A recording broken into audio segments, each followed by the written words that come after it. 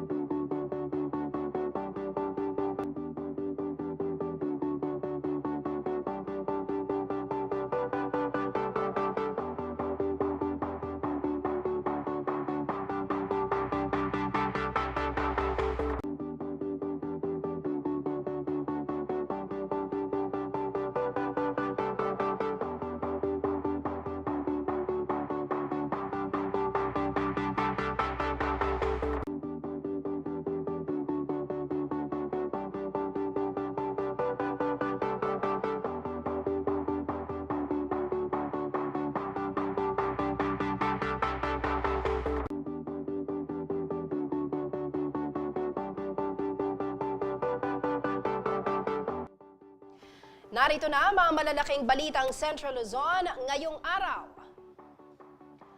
Deadline ng application para sa consolidated franchise ng mga PUJ extended sa December 31.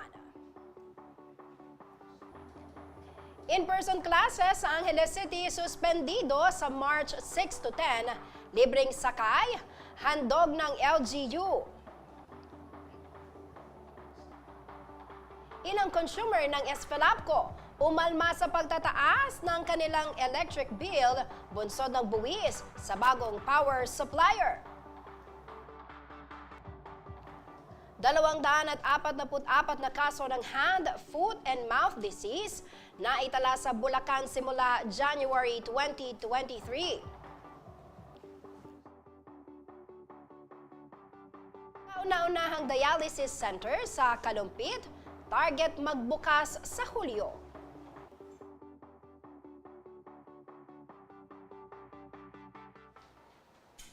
Magandang gabi ka rehiyon. Ako po si Jennifer Salenga, taga rito. Kasama nyo para sa CLTV 36 News. Atin to. Oras na po para sa mga maiinit na balitang Central Luzon. Inanunsyo ng LTFRB na extended na hanggang December 31, 2023 ang application for consolidated franchise ng mga PUJ drivers and operators. Ang consolidated franchise ang isang hakbang sa pagbili po ng bagong sasakyan na itinutulak ng pamahalaan sa ilalim ng PUV Modernization Program. Samantala, aminado raw si Pangulong Ferdinand Marcos Jr. na hindi naging maayos ang roll-out ng modernization program ng gobyerno sa mga apektadong traditional jeep.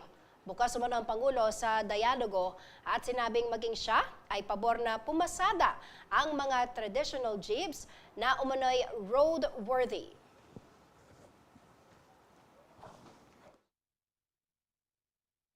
Aking palagay, dapat ang pwedeng gawin ay inspeksyonin yung mga vehicles.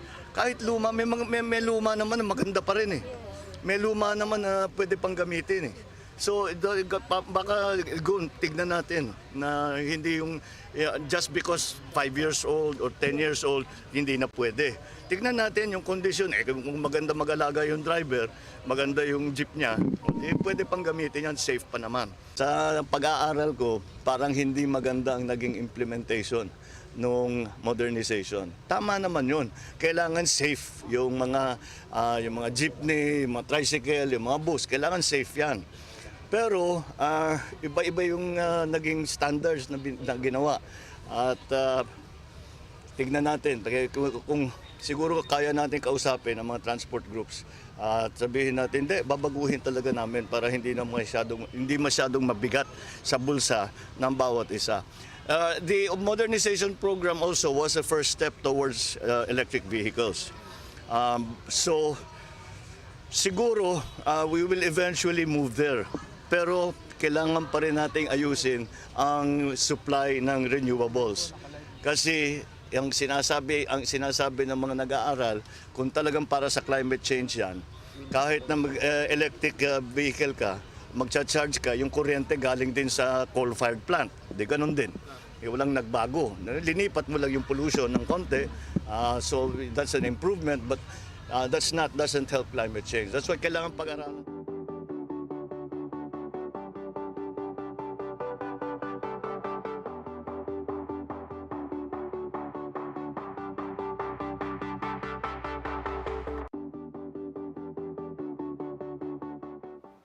At kaugnay po ng balitang yan, makakausap po natin live si Ginoong Dan Yumol, ang chairperson ng Confederation of Passenger Transport of Central Luzon. Sir Dan, magandang araw po sa inyo. Welcome po sa CLTV 36 News. Ay, magandang hapon po, Ma'am Jet. Maraming salamat po sa pagkakataon na. Opo, as we speak, Sir Dan, kayo ho ay nakipag-pulong, no? Kayo po ay nagpunta rin sa pulong na isinagawa with LTFRB. Makikibalita ho kami, kumusta po ang naging pag-uusap ninyo at ano ho ang reaksyon ng transport sector? Dahil ito nga, inanunsyo ng LTFRB na iuurong, no? Inurong ng December 31 in-extend, no, yung pong pagbibigay ng chance sa ibang mga jeepney drivers yung gumagamit pa daw na itong ating mga lumang jeep, no, para po dito sa modernization program. Sir Dan. Ay, opo. Actually po, nandito pa ako ngayon at the moment. Nandito pa ako sa opisina ni Chairman na katatapos lang po ng press con at meeting ng lahat ng mga national leaders ng iba't ibang grupo dito sa Malakang, Maynila. Ano po? At kasama din po ang Northern at saka Central Luzon. Saan po ako nagre-represent. Sa issue po, alos natugunan naman. Kaya kanina, madali ang naglabas ng press statement ang ating chairman ng LTFRB, no, ato dyan sa San Quadro. Po, ang daming nag-aalala dahil 6 days po to. Unang-una, siyempre, pasensya na po sa mga mananakay, sa mga estudyante, lahat ng napag-alala namin. Dahil kung hindi naman po namin gagawin to, talagang mawawala kami sa kalsada. Ano po, ang nag-clear po dyan, yung nilabas din na EDSA noong February 20, yung 2023-01 na kung saan, pag hindi kami pumasok sa consolidation, korporasyon man yan o kooperatiba, hanggang June 30 na lang po kami. So, dahil po nakilag na rin ng Senado, bukas po may committee hearing in need of legislation at nagbigay na rin po ng statement sa BPM na pag-aralan. Nag-order na rin po yung Secretary ng DOD at Secretary Bautista at bagket naman po umaksyon ng LTFRB, tinatawag kaming mga national leader. Unang issue po, number 1, para alam po ng mga taga-subaybay natin, extended po yung June 13 plus na, magiging December 31 na po. At siyempre, hindi naman po mo in-extend na tapos na ang laban namin. Marami pa pong laban na haharapin kami. Pero sana wag namang ganun na nasasakripisyo ang mananakay at taong bayan. Ano po, aralin nila ng maayos at ang pinaka-importante sa lahat bago sila maglabas ng MC, siguraduhin nilang po properly dumaan sa taming proseso, katulad po ng public hearing, o makukonsulta kami. Pangalawang issue po, papayagan na rin nila na lahat po ng na-expired ng prangkisa before pandemic 2018 up to 2023, pwede na pong mag-file ng late filing. Pangatlo, yung pong mga na-penalize dahil financial hardship dahil sa pandemic, nasa pandemic recovery tayo, waive po lahat ng penalty, ano po, na ini-impose po sa isang operator, magpa-file siya. Pangapat, yung lahat ng nakabili po ng mga sasakyan o prangkisa, ina-allow na po nila yung tinatawag nilang sell and transfer, ano po. Pangapat, ito po, napaka-importante dito. Dahil kung wala pong LPTR, i-issue yung gobyerno o LGU, hindi ka makakapangutang sa Land Bank o DPM. Ngayon, magpapasa na lang po ng alternative certification ng LTFRB para pautangin kami ng bangko.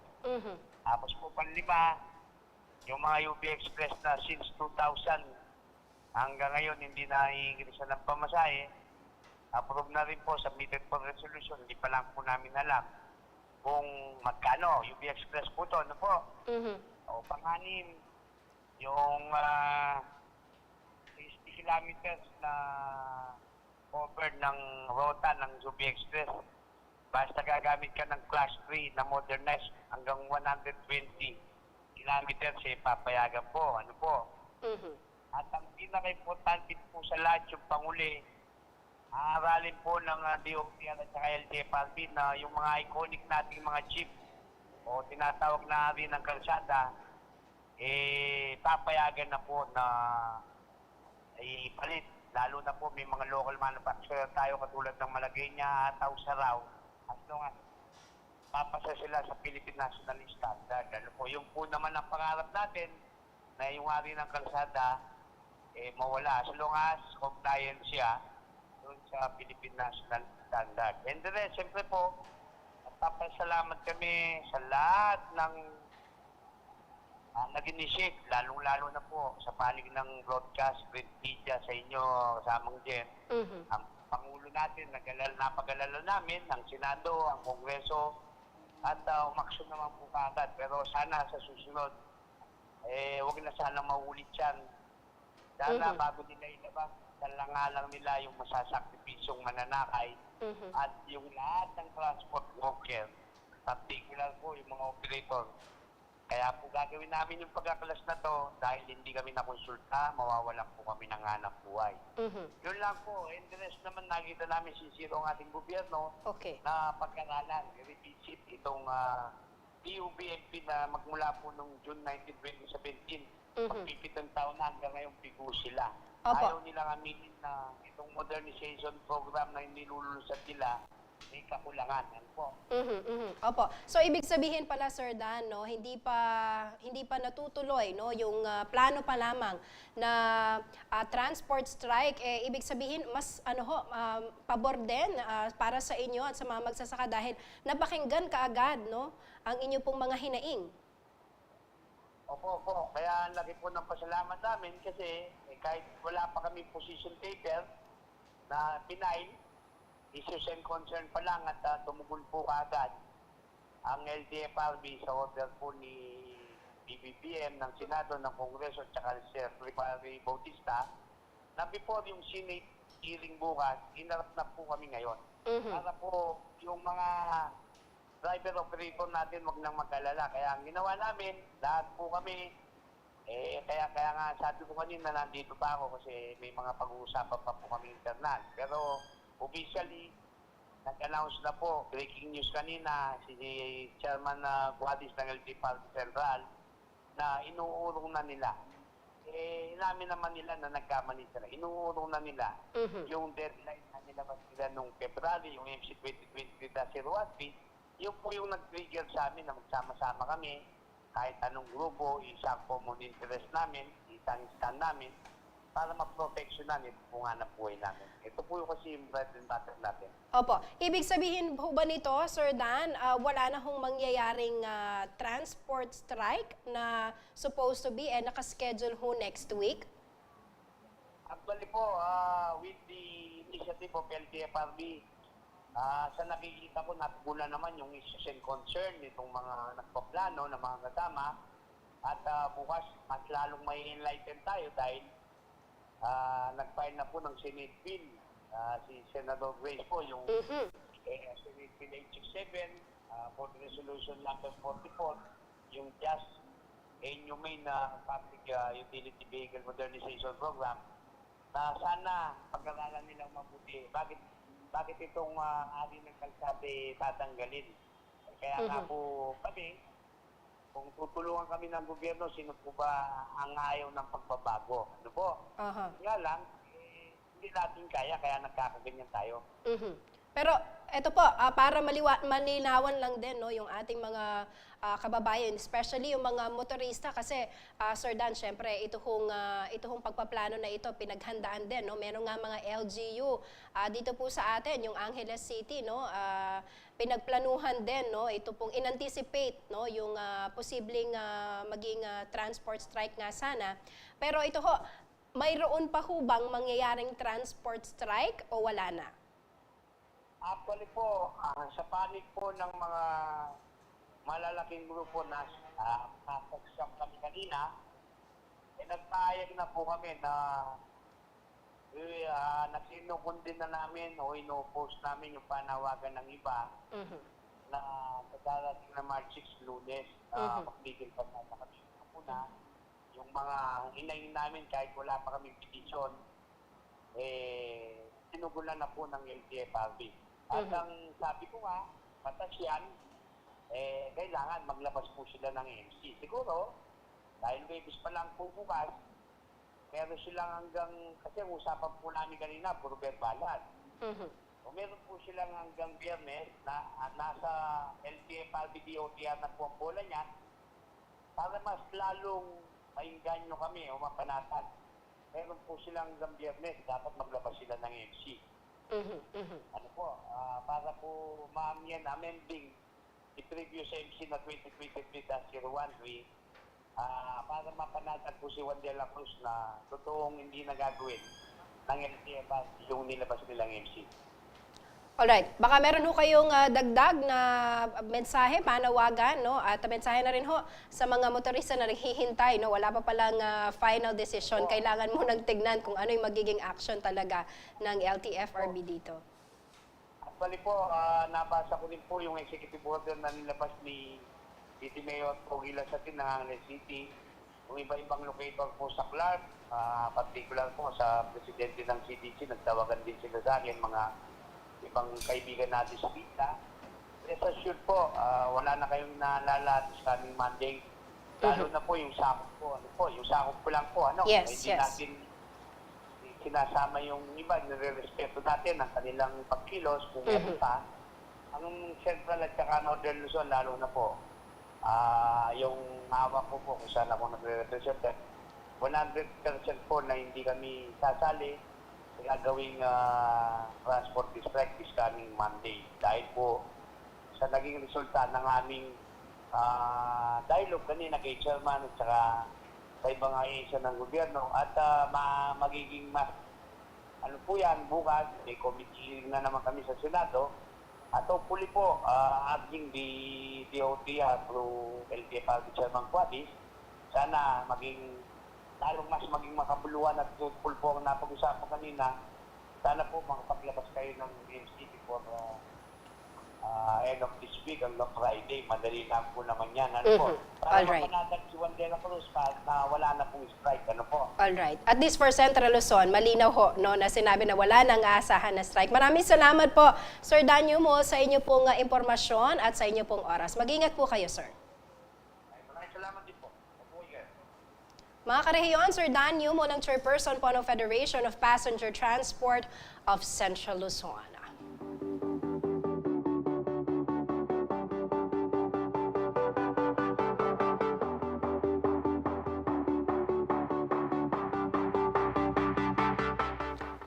Suspendido po ang face-to-face classes sa mga pribado at pampublikong paaralan sa Angeles City mula March 6 hanggang 10. Bunso po ng posibleng pagsali ng mga jeep sa lungsod sa nationwide transport strike ayon po sa EO number 10 na pinirmahan ni Mayor Carmelo Lazatin Jr. Hinikayat ang mga paaralan na magsagawa muna ng modular at online classes para sa mga apektadong estudyante. Magkakaroon din daw ng libreng sakay ang lungsod para sa mga pasaherong posibleng maapektuhan oras na matuloy ang strike. Ayon po kay IC Calaguas, ang Chief Advisor ni Mayor Lasatin, nakahanda raw ang city government sa anumang pwedeng mangyari sa susunod na linggo at prioridad daw nila ang convenience ng mga Anghelenyo.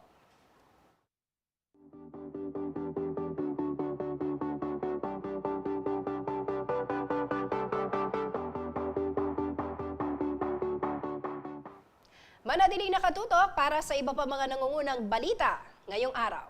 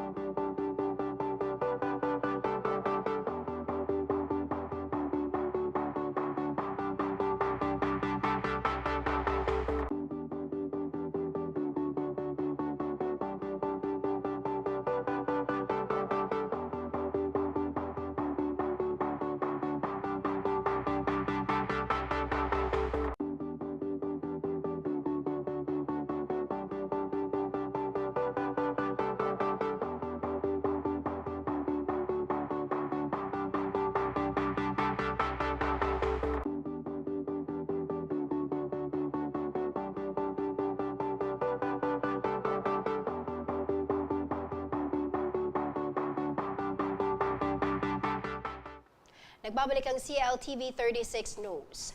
Ikinagulat ng ilang mga Fernandino ang laki na itinaas ng kanilang electric bill para sa buwan ng Pebrero.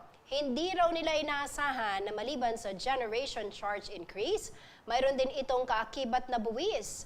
Paliwanag naman po ng SFELAPCO, otomatiko ang EVAT sa coal power energy na siyang pinagkukunan ngayon ng elektrisidad. Narito ang exclusive report ni Jana Lumbang Parungaw.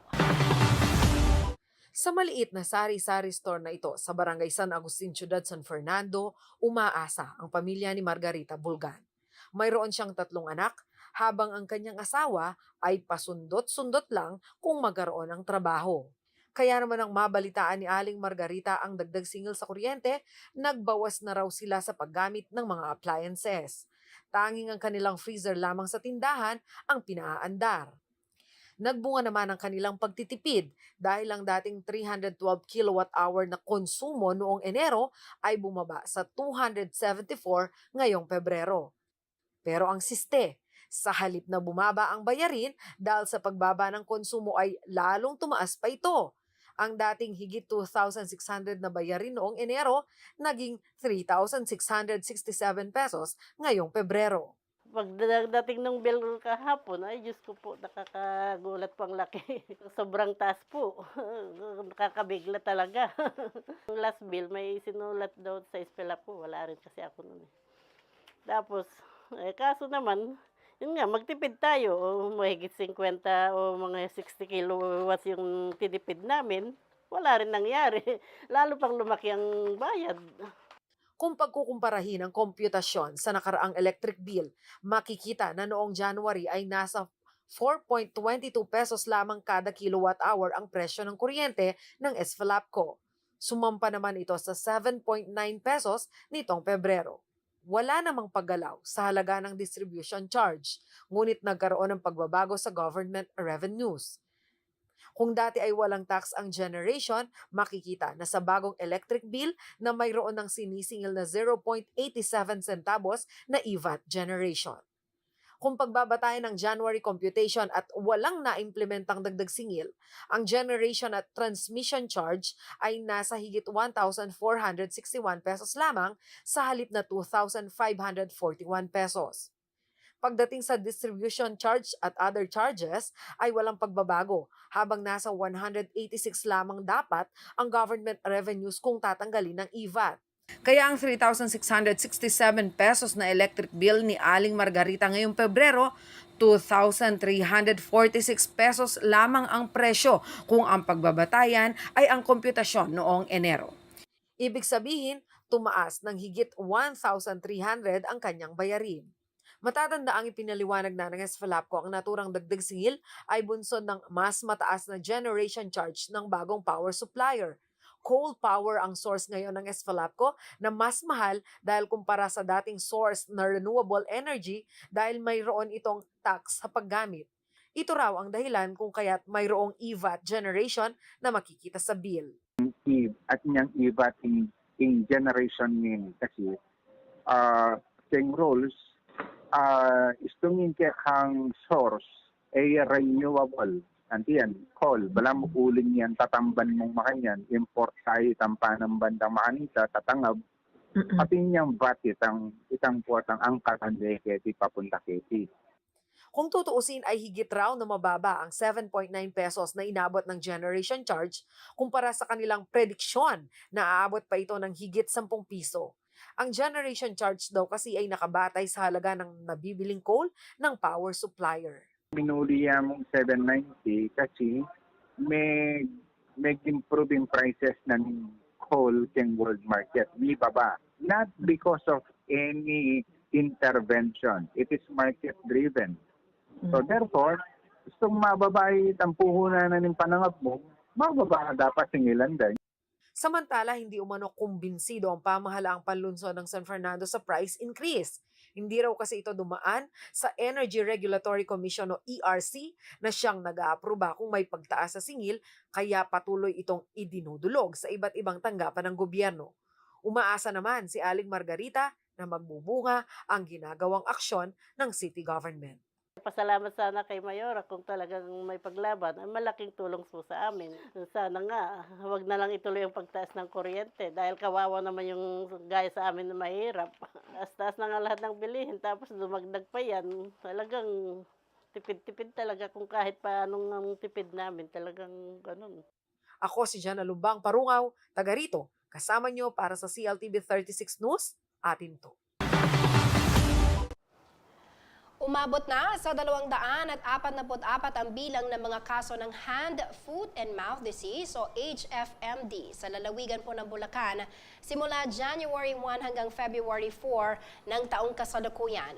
Sa datos ng Bulacan Provincial Health Office, pawang mga bata edad 5 pababa ang karaniwang dinadapuan ng HFMD.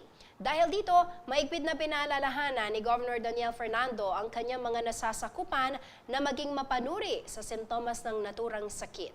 Kabilang sa mga sintomas ng HFMD ay ang lagnat, kawalan ng gana sa pagkain, sugat, pantag sa balat, at pananakit ng lalamunan.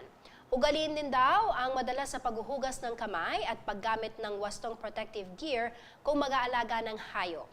Dapat din umanong panatilihing malinis ang kapaligiran at i-isolate na ang mga may sintomas ng sakit upang maiwasan ang pagkalat nito. Samantala, wala pa ring lunas para sa HFMD, ngunit may iwasan ang paglala nito sa pamamagitan ng pag-inom ng malamig na inumin, pagmumog ng oral antiseptics o pag-inom ng analgesics at antipyretics para sa lagnat.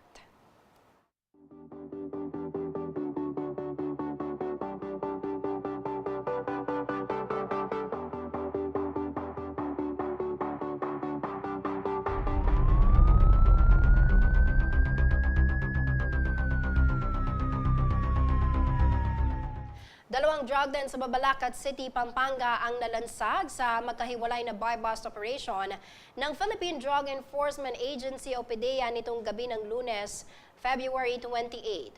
8 suspect ang naaresto sa unang operasyon na isinagawa sa Rojas Street, Barangay Dao. 5 individual naman ang naaresto sa sumunod na operasyon sa parehong barangay. Nakumpiska naman mula sa mga suspect ang 27 gramo ng shabu na may street value na 186,300 pesos. Kasong paglabag sa Republic Act 9165 o Comprehensive Dangerous Drugs Act of 2002 ang isasampa laban sa mga naarestong suspect.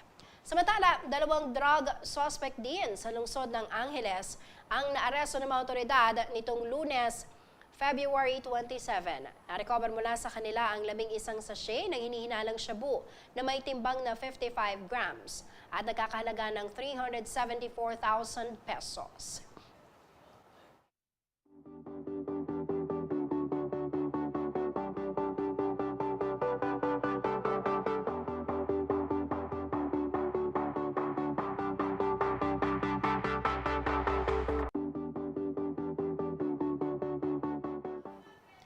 Manatiling nakatutok at magbabalik ang CLTV 36 News.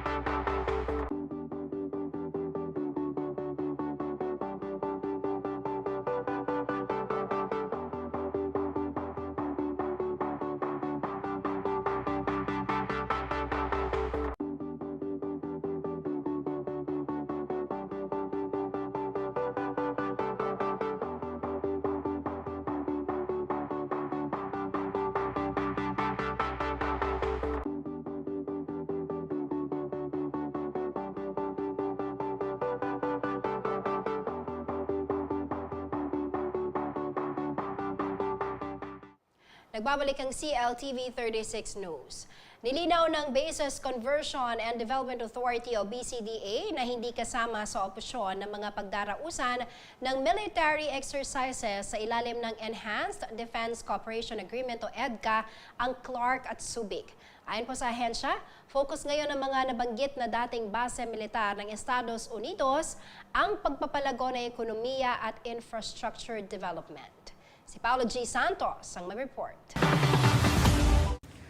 Walang magiging military exercise sa dating mga base militar na mga tropang kano sa Clark at Subic. Ito ang pahayag ni retired General Delfin Lorenzana, ang chairman ng Bases Conversion and Development Authority o BCDA, kaugnay ng planong expansion ng Enhanced Defense Cooperation Agreement o EDCA sa pagitan ng Pilipinas at ng Estados Unidos. Ayon kay Lorenzana, pawang mga civilian community na ang Clark at Subic at nakatuon ngayon ang gobyerno para sa higit na pagpapaunlad ng ekonomiya sa mga lugar na ito. Ito lang ang ang hula ko ay yung EDCA kasi ay lalagay sa military camps. Ang Clark hindi na military camp ito. It is already a civilian airport. Sa kasalukuyan, mayroon ng 5 predetermined EDCA sites at 2 dito ay matatagpuan naman sa Central Luzon. Ang mga ito ay nasa Antonio Bautista Air Base sa Puerto Princesa, Palawan, Lumbia Airfield sa Cagayan de Oro, Benito Ebuen Air Base sa Cebu at Basa Air Base sa Florida Blanca, Pampanga at Fort Magsaysay Military Reservation sa Nueva Ecija, kung saan matatagpuan ang pinakamalaking kampo ng militar sa bansa at madalas na lokasyon ng Philippine-US military exercises. Habang ang karagdagang 5 pasilidad ay posibleng itayo sa Cagayan, Palawan, Isabela at Zambales na sisimulan umano sa taong 2023 dahil hindi pa natatapos ang iba pang mga kasalukuyang proyekto. So mayroon sila dyan sa Basa na ginawa nila ng 2018. Tapos siguro sa Magsaysay sa iba pang mga kampo, pero hindi sa Clark. Kinumpirma naman ni Lorenzana na under negotiation na ang planong paglilipat ng kampo ng Philippine Air Force na kasalukuyang nasa Clark. Ito'y bunsod umano ng gagawing second runway para sa Clark International Airport. Pinag-uusapan namin yan ngayon kung ano ang magandang hakbang natin gawin dito sa Air Force na to, relocation. Either ilipat sila doon sa New Clark City or ilipat sila sa Basa, ay tingnan natin kung ano ang mas maganda. Hindi ko alam kung kailan ba. At gusto namin i-resolve kaagad dyan para makaumpisa na tayo. Dahil itong ginagawa nila ngayon, itong lugar nila ngayon, dyan gagawin yung pangalawang runway. Samantala, kasabay ng patuloy na rollout ng big ticket infrastructure project sa rehiyon, partikular na sa New Clark City, umaasa raw ang BCDA na makakasabay sa pag-unlad ang mga karatig bayan at syudad. But dito sa BCDA kasi, inasahan namin na pagka nag-develop na yung New Clark City, yung mga karatig bayan magde-develop din. Kaya nga minsan nagkaroon ako ng chance na kausapin yung mga mayor ng mga nakapaligid na bayan dito. At sabi ko sa kanila, sabayan nila yung New Clark City, kung ano man yung ginagawa doon, ay gawin din nila yung magandang plano, yung mga bayan nila. Otherwise, magkakaroon tayo ng napakagandang syudad, New Clark City at saka Clark, nakapalibot naman parang slums. Ako si Paulo G. Santos, taga rito kasama nyo para sa CLTV 36 News. Atin to. High-tech na ngayon ang pamamalengke sa bayan ng Bagak, Bataan matapos inilunsad ng pamanang panlalawigan ang Palengke o Paleng-QR program. Ang Paleng-QR ay proyektong dinevelop ng Bangko Sentral ng Pilipinas at ng Department of the Interior and Local Government na naglalayong magsulong ng cashless payments sa mga pampublikong pamilihan at local transportation gaya ng mga tricycle. Ayon po kay Governor Joet Garcia, bahagi ito umano ng programa ni Governor Joet na Bisita Bayan para mailapit niya lalo ang serbisyo ng Kapitolyo para sa mga mamamayan sa Bataan.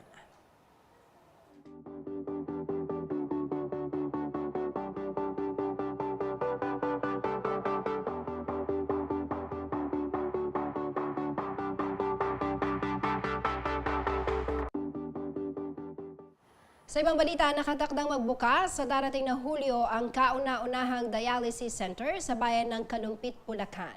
Marami raw kasi sa bayan ang nangangailangan ng naturang serbisyong medikal. Sa datos po ng Rural Health Unit, pangatlo ang chronic kidney disease sa sanhi ng pagkamatay ng mga Kalumpitenyo.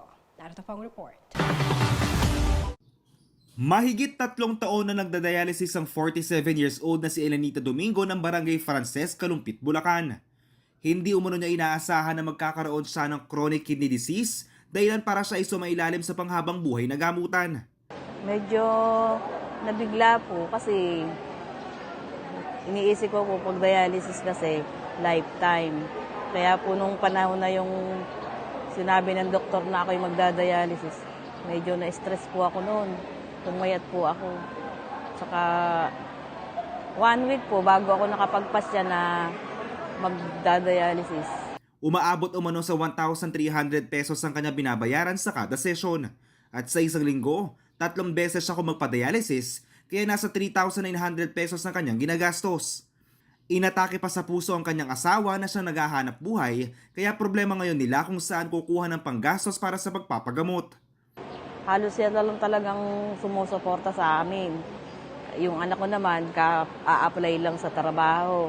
Tapos po, nung March 30 po, inatake po siya sa trabaho niya. Tapos, bali po, 4 days po siya sa JBL na kumatos. Kaya medyo mabigat din po para sa amin. Talagang kung saan namin kukunin yung pera, yung ganun, panggamot sa kada salang. Isa lamang si Nanay Elenita sa 81 mga dialysis patients sa Kalumpit. Sa datos ng Rural Health Unit, pangatlo ang chronic kidney disease sa sanhi ng pagkamatay ng mga Kalumpitenyo. Dahil dito ay naisipan ng lokal na pamahalaan na makipag-ugnayan sa isang pribadong kumpanya na makapagtayo ng sariling dialysis center para sa mga mahihirap na pasyente. Kasi nung nag-house to house ako, nung campaign period, nakita ko yung mga dialysis patient na halos lahat walang pambayad. So, napakalaking tulong nito para sa kanila. Ma'am, paano natin nakilala itong Steritex para makipag-coordinate tayo, makipag-partnership tayo para sa libreng dialysis center? Actually po, 3 company yan. Pero nung nakita ko na madaling kausap at itong Steritex company at willing sila dun sa katulad niyan, yung injection libre. So nakita ko sa kanila na yung company nila, it's more on sa foundation din, more on sa makakatulong din. Kaya sa kanila tayo nakipag-MOA. Mayroon na umunong available na gusali sa Barangay Canyoga kung kaya't hindi na kailangan pang magtayo ng bago para sa dialysis center na may 15 dialysis machines. Wala na rin umunong babayaran kahit 5 sentimo sa mga pasyente dahil nakipag-ugnahin na ang lokal na pamahalaan sa PhilHealth para sa gagastusin kada sesyon. Inaasahan naman na magiging operational na ang naturang dialysis center sa Hulyo. Miyerkules, March 1, nang pirmahan ng Kalumpit LGU at ng pribadong kumpanya ang Memorandum of Agreement para sa proyekto. Kasabay nito ay bumuo ng human ribbon ng mga opisyales at empleyado ng lokal na pamahalaan sa tapat ng munisipyo bilang hudyat ng kanilang suporta sa pagsisimula ng Kidney Cancer Month. Ako si JM De Jesus, taga rito, kasama nyo. Para sa CLTV 36 News, atin to. Manatiling nakatutok at magbabalik ang CLTV 36 News.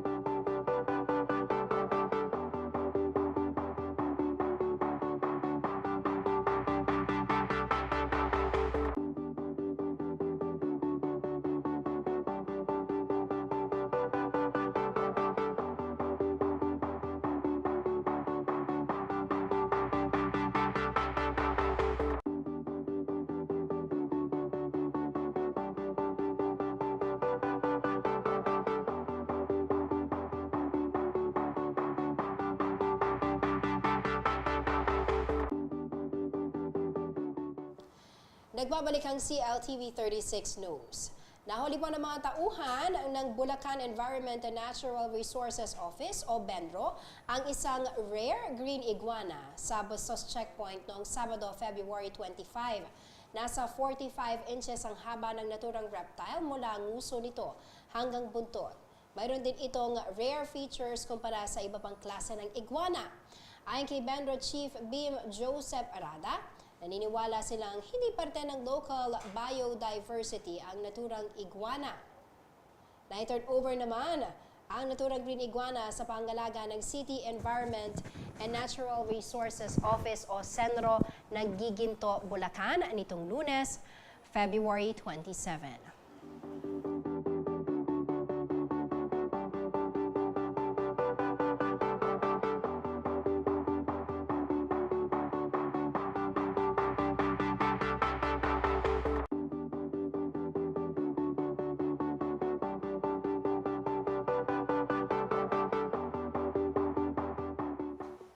Alamin naman natin ang magiging lagay ng panahon mula kay Ginoong Manny Esguera, ang Chief Weather Forecaster ng Pag-asa Clark.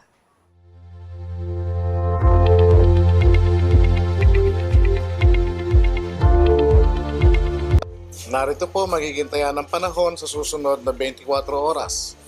Northeast monsoon o ang hanging amihan pa rin po nakakaapekto sa buong Luzon, kasama na rin po ang Visayas.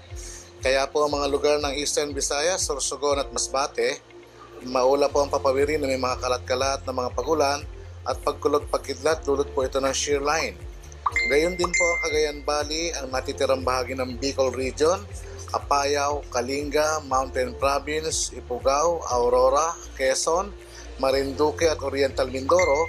Maula po ang papawirin na may mga pagulan, dulot naman po ito ng Northeast monsoon o amihan.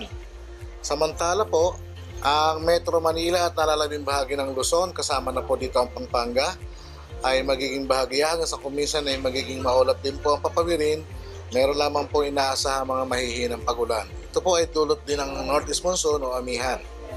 Ang natitirang bahagi po ng bansa ay magiging bahagya sa kumisan ay magiging maulap din po ang papawirin. Meron lamang po inaasahang mga pulo-pulong mga pagulan, pagkulog at pagkidlat. Ito po ay dulot ng localized thunderstorm at ng shear line. Sa mga lugar pong nabanggit, posible po ang mga flash floods at landslide, kaya pinag-iingat po natin mga kababayan. Salamat po.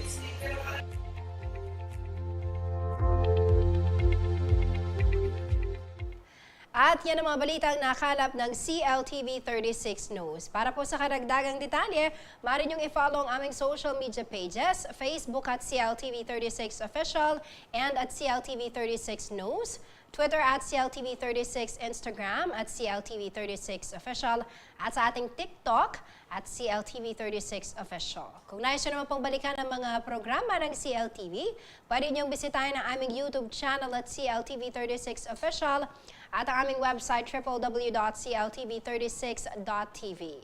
Mapapanood din ang mga programa ng CLTV 36 nationwide via Signal Channel 115 at sa ating pong 39 cable partners. Kasama ang buong pwersa ng CLTV 36 News and Current Affairs, ako po si Jennifer Salenga, taga rito. Kasama nyo para sa CLTV 36 News.